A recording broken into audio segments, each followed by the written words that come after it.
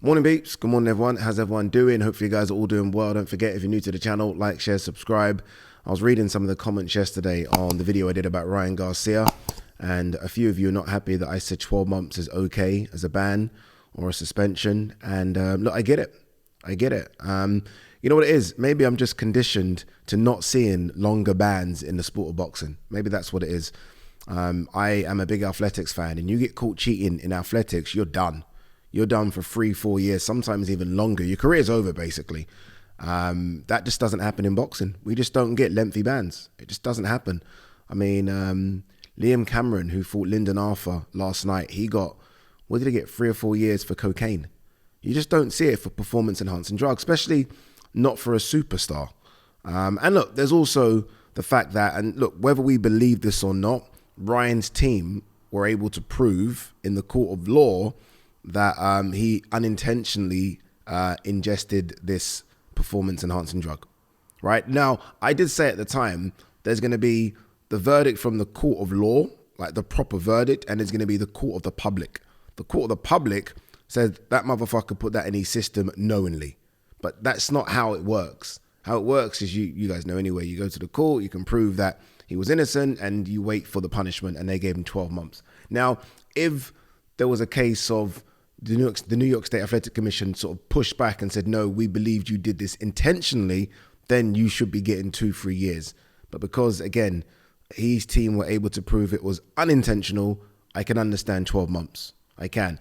But I agree with all of you. Look, ultimately, considering how dangerous this sport is and the damage that fight probably did to Devin Haney, it should be lifetime bans. Again, if you're getting 3-4 years for running fucking in a straight line in athletics, or other sports, by the way, where you get severe punishments as well, then yeah, you should be getting lifetime ban in boxing. Paul Pogba right now is fighting a 4-year ban, I think it is. 4 years for football. So yeah, I agree with you guys, and maybe my brain is just conditioned to not seeing boxers get 8-year bans, 5-year bans. We're used to 6 months. I mean, what did Jarrell Miller get? Didn't Jarrell Miller get like 12 months for, I think, even pleading guilty for having a fucking pharmacy in his ass? Like, so, I don't know, maybe it's just what I'm used to now, and that's why I think, 12 months sounds big, when you guys are probably right. 12 months ain't shit. 12 months is at most 1 fight, and he still keeps 90% of his purse, or 70% of his purse. So maybe you guys are right.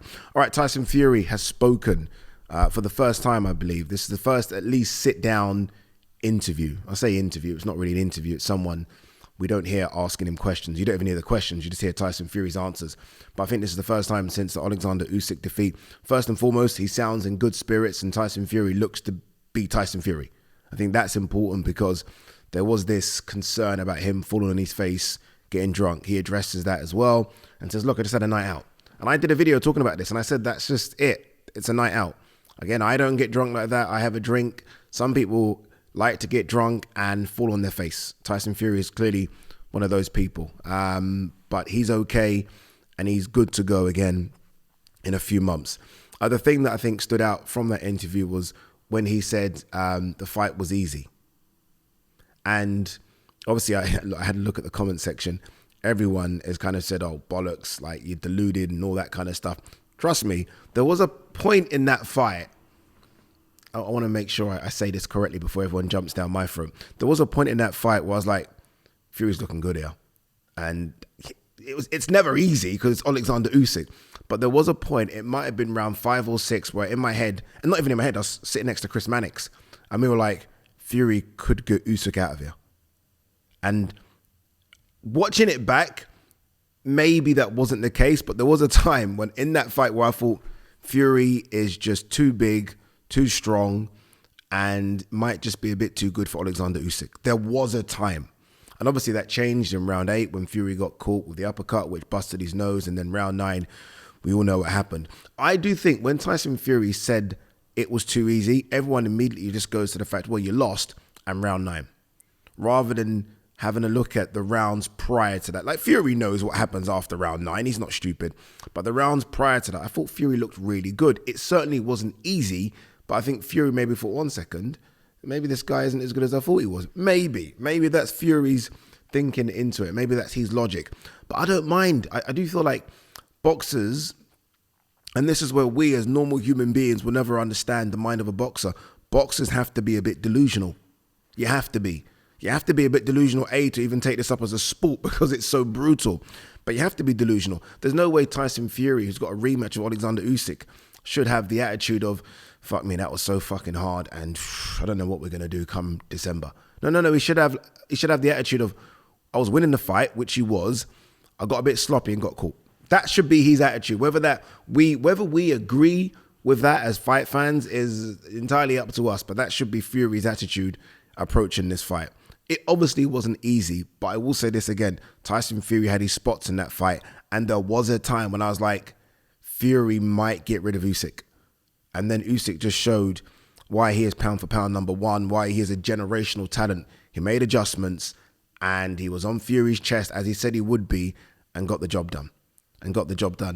But, and I think this is the problem with some fight fans. I think, again, we just remember, and I'm even closing my eyes now remembering it, we remember the back end of round 8 and round 9.